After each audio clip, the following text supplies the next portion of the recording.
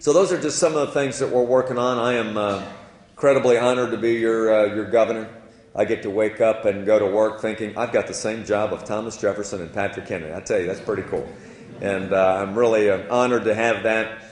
We work every day to find new ways to create more opportunity, more access to the American dream, more chances for every citizen to have more prosperity in their individual lives. There's a lot of things that the state can do to promote that, but there's a lot of things that the state can't do, and it's up to you all, people of faith that participate in their churches, their synagogues, and their community organizations, actively involved in their civic community, civic leagues, their local organizations that really are the lifeblood of the strength of the American Republic. It's generally not our government that makes us the great country that we are, but it's people of goodwill that do good work, that volunteer. We're the most generous nation on earth, giving more time, talent, treasure, foreign aid than any other country. I think that's the strength of our republic, and your presence here today, volunteering your time to be part of the democratic process is incredibly important. So I thank you for being here. I've tried to lay out some of our priorities. We're going to continue to work on these tirelessly. The good news is we've got good bipartisan support. And let me just close on that note. I have talked a lot about the need to stick to your principles in our state, but at the same time, find ways to continue to foster an atmosphere of civility and mutual respect for one another. This is a marvelous country. We have very different ideas. We've got two major political parties. We've got numerous other parties that operate out there. We're multicultural. We have many different religious groups, the three major religions and many others. And so with a country of 300 plus people, a state of 8 million plus, we're going to have different ideas. But I think what people want out of government right now, especially with the down economy more than ever, is they want to get stuff done.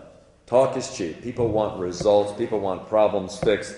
And they want to find ways for people in both political office and otherwise to find ways to resolve differences without intense partisanship and without name-calling. Now, listen, I'm a conservative Republican. I believe deeply in my principles. But at the same time, we've got a split General Assembly, and we've got to find ways to work together to achieve what's in the best interest of the people of Virginia. And I think those 4 priorities that I've outlined, frankly, we're getting people on both sides of the aisle to work together on these issues this year. And so I think it's important in a divided legislature and people of strong will in both parties to be able to find ways to get stuff done for you at the least possible cost so that we can have an efficient government that serves you well. So that's what I'm trying to do. Well, listen, thanks so much for having me here today. It's been an honor to be with you. God bless you. Thank you.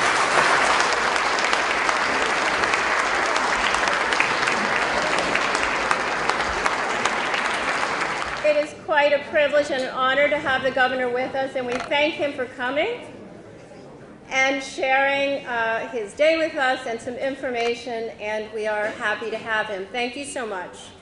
I also would certainly like to acknowledge and welcome the Attorney General.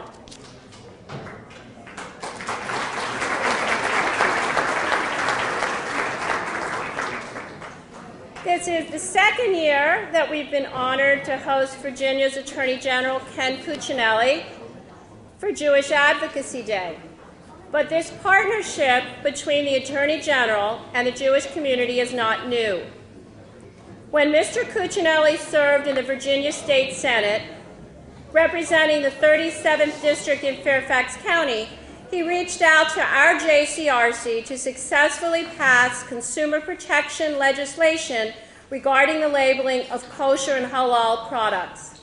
The following year, Senator Cuccinelli worked with us once again to champion legislation to divest Virginia financial holdings in companies that support the Sudanese government accused of genocide in Darfur. Working together, we secured unanimous passage of this legislation 2 years in a row in the state Senate, only to see the bills fail in the House of Delegates. As Attorney General, Mr. Cuccinelli has devoted his energy to a wide range of issues. On some of these issues, we agree to disagree, such as expanded health care access, anti-discrimination measures, and the importance of church-state separation, but our dialogue has always been mutually courteous and fair-minded. The Attorney General continues the important work of his predecessor in internet safety and anti-fraud measures, to mention just a few things. And we look forward to hearing about these and many other initiatives as he speaks to us. Please welcome the Attorney General, Ken Cuccinelli.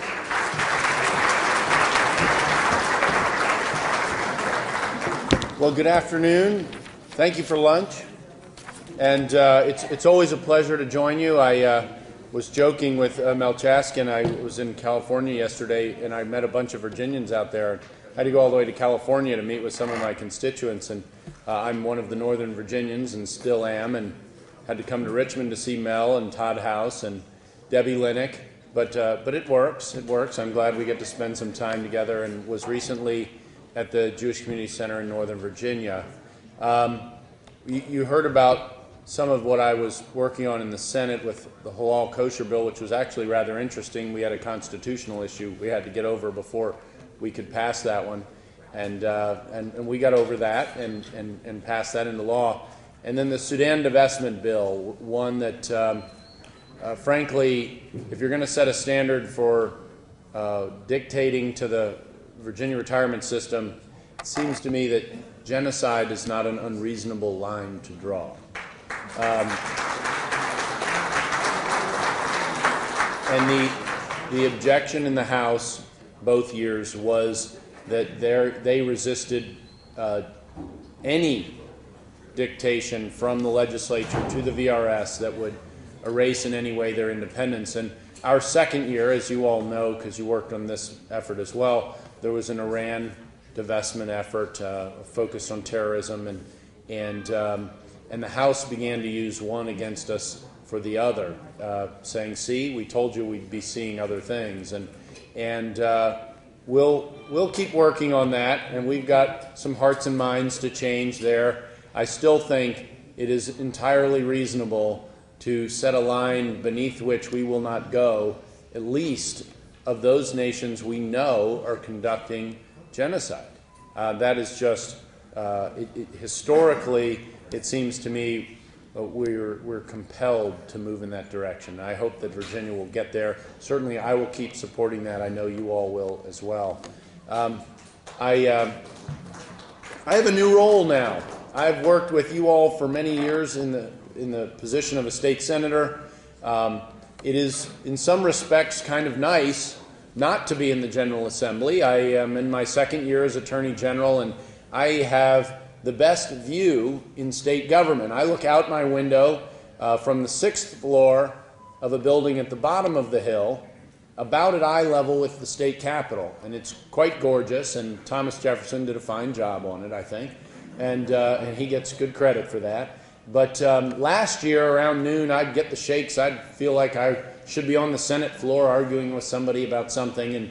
And this second year, noon comes and goes. I didn't even notice that I should be on the Senate floor. And I think I've settled into my new position. I actually like being an attorney. And what you never hear out of the Attorney General's office is the 95% of the work that we do goes without notice, advising our agencies, helping our secretaries pursue their goals, advising the governor, members of the General Assembly. That all goes on very quietly most of the time.